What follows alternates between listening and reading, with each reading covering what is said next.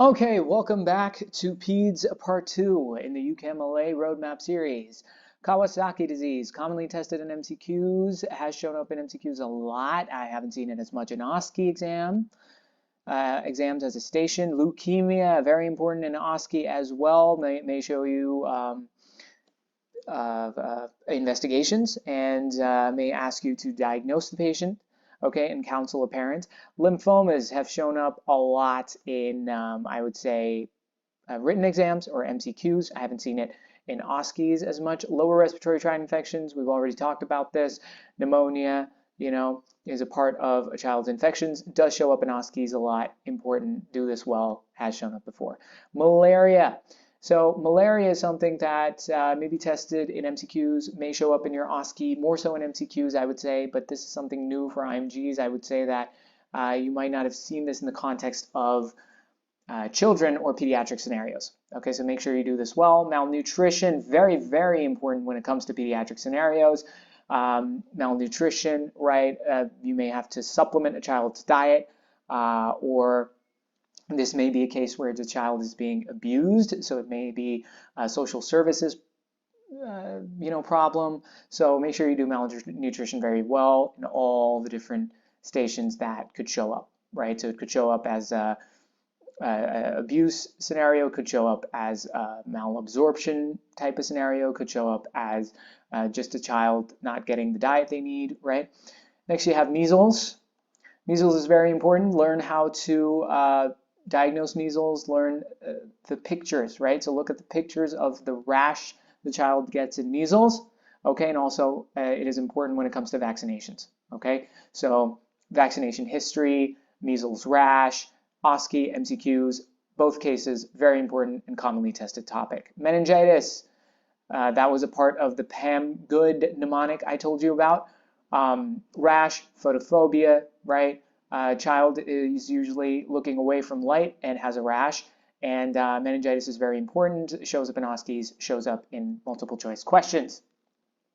Make sure you know how CSF analysis as well. Next, you have migraine. This usually may show up in a teenager taking COCPs, and you'll have to take them off the COCPs and put them on some other kind of birth control pill, because migraines, as you know, in COCP use, you cannot give the patient,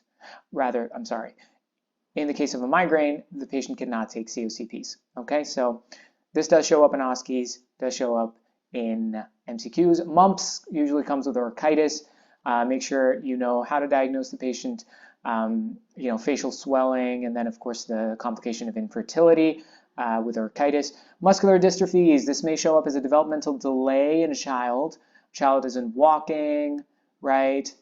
And you may have to counsel a parent, right? Muscular dystrophies are important, commonly tested OSCE, MCQs. Non-accidental injury, a child may be abused, right? This usually shows up where a child is staying with a step parent at home, or someone who isn't their biological relative at home, and they come up with a fracture, and the fracture story of how they got that fracture isn't all that plausible, and then you have to figure out that they have a non-accidental injury, and then involve social services. So yeah, this is important in terms of OSCE, okay? Very important when it comes to OSCE exams, shows up a lot. Obesity, childhood obesity, how to manage it, right? We need to know that. Obesity is a topic in general is important, shows up in OSCEs, you have to counsel the patient. Obstructive sleep apnea, usually this is a part of adult scenarios more so than childhood scenarios, okay?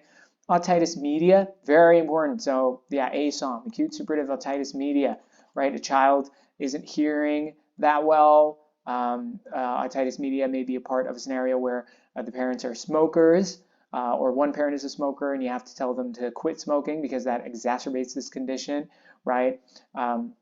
A child may even have developmental delay. They aren't speaking as well because they can't hear as well, right? Make sure you know the management of this. OSCE, MCQs, both cases, very important topic. Pancytopenia, okay?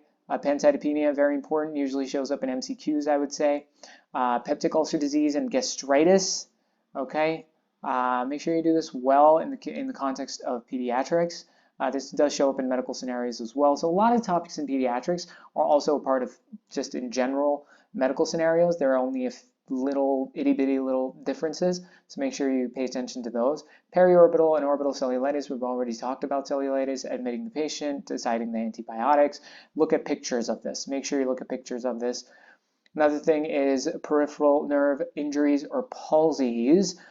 This usually shows up in adults, might show up in children. It's kind of the same. Peritonitis, make sure you know how to examine the abdomen, abdominal findings, okay? Pyloric stenosis, this is a very classic childhood scenario where a child is vomiting, okay? So a child comes in with vomiting, and vomiting whatever you put in them, right? They just vomit it out, okay? So they're vomiting just straight up. The milk they drink, they're vomiting it out, and make sure they may have electrolyte imbalance. So yeah, make sure you do the scenario well. It does show up in children. Pneumothorax may show up in children in the case of, you could say, a trauma, but usually is an adult scenario more so than a pediatric scenario. Raised intracranial pressure may show up in children. Same thing, you know, dropping it down, the pressure, steroids, mannitol, all that kind of stuff. You will cover this in adult scenarios. Reactive arthritis, you know, infections may show up in children. Respiratory arrest, okay? Make sure you know how to resuscitate a child in particular, but this does show up in adults, I would say, more so than children. Rubella, important. Make sure you know the difference between rubella and measles. That's something that's tested on in your multiple choice questions. Make sure you know how to diagnose these with their pictures, okay? Self-harm. This may show up in a scenario where a teenager is cutting their wrists. They may be seeking attention, or it may just be a scenario where they're depressed. So yeah, self-harm is very serious, very commonly tested in OSCEs. Septic arthritis, again, something you'll cover in adult scenarios. Sickle cell disease, this could show up as anemia. This could show up as sickle cell crisis. This could show up as a genetic counseling scenario for parents, okay? Subarachnoid hemorrhage, okay? This could show up, I would say this is more, again, of more of a adult scenario than a childhood scenario. Subdural hemorrhage. A subdural hemorrhage, right, make sure you do the intracranial bleeding scenarios for adults, you know, when you do a scan, the management, all that good stuff. Usually it doesn't show up in children as much, I would say. Just make sure you know when to do a CT scan, CT head scan, in a child, when to do it, the criteria for it. Take a look at that, search that criteria up, learn that inside and out, because that is what you're going to be tested on in your OSCEs, in your MCQs. That's the most important when it comes to children. Next, you have substance use disorders, more so in adult scenario, tension headache. I would say this doesn't show up in children that much. Testicular torsion, emergency scenario, make sure you do this well, learn Prenn sign. Thyrotoxicosis, more of an adult scenario, I'd say, not as much in children. Tonsillitis in children, very important. The criteria for tonsillectomy, criteria, very important for children. Make sure you learn that well. Toxic shock syndrome, this, I would say, has been tested in MCQs, hasn't shown up in OSCEs that much. Tuberculosis, right? Just make sure you do tuberculosis well in terms of asking the patient their travel history, if they've been outside of the UK, and then just how to manage this and isolation and all that. Usually it shows up in adult scenarios more. Upper respiratory tract infection, sinusitis, viral versus bacterial sinusitis. You know, you had your epiglottitis, you had your pharyngitis, all that stuff. Make sure you do that well. It does show up in pediatric scenarios. Urinary tract infection. A child cries when they wee. A child cries when they wet their nappy. This does show up, is a part of PAM Good, as I told you, right? The U in PAM Good is urinary tract infection. Urticaria, child breaks out in hives, is itching, right? Viral exanthema, this is new. I would say I haven't seen this in the past. Make sure you take a look at this. Viral gastroenteritis. This usually shows up in children. I have seen this in MCQs a lot. So yeah, make sure you prepare this well for your MCQ, AKT, or PLAB 1. Visual field defects. You'll do this anyways for adults. So, you know, your pituitary tumor leading to bitemporal hemianopsia, you got your craniopharyngiomas, you got your lesions anywhere along the optic nerve tract, chiasma, whatever. So yeah, do the visual field defects well.